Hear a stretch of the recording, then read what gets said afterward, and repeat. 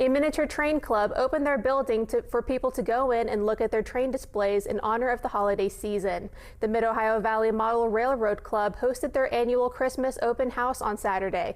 Community members went into the club and saw the club's train displays. Over 500 people came through the club doors during the open house, according to club president Jonathan Insley. He said the event was free because the club enjoys sharing their hobbies to the public.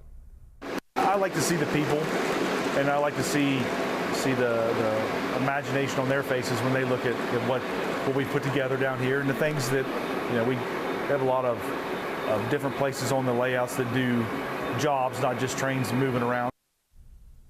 Insley said model trains are becoming a dying art, so this is a hidden gem of the MOV.